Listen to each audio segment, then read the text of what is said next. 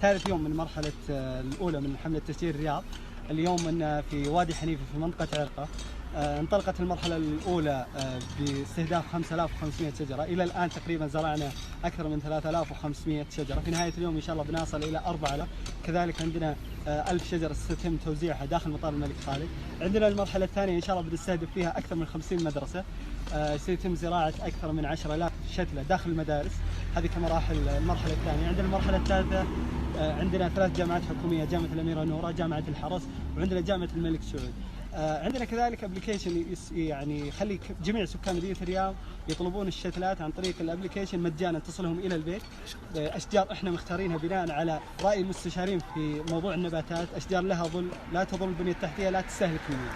كل هذا ان شاء الله سيتم اطلاقه. لو يتابعون المشاهدين لمتابعه اي جديد عن الحمله يتابعون حسابها في تويتر حمله تشجير الرياض او هاشتاج حمله تشجير الرياض لتعود الرياضه. أنا عندي الآن بس بعض الأرقام اللي بنطرحها. الحملة سجل فيها 7000 متطوع. الموقع الأول شارك معنا 1200 شخص لاستعادة المكان. عندنا المراحل القادمة نتواصل مع 7000 متطوع بحيث أن نطرح مواقع جديدة داخل مدينة الرياض. مثل ما ذكرت لك احنا نستهدف في 2020 نزرع 300,000 شجرة. الرياض حاليا فيها 375,000 شجرة، أي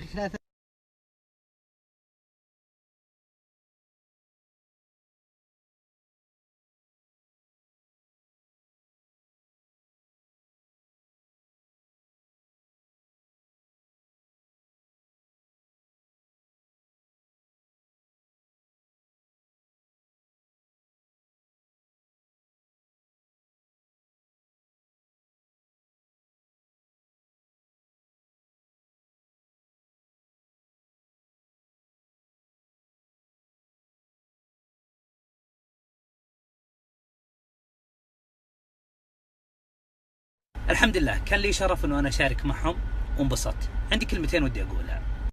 كل الموجودين هنا رجال ونساء وشباب وشابات قاعدين يساهمون في تطوير هذا البلد ويخلونه بشكل أجمل.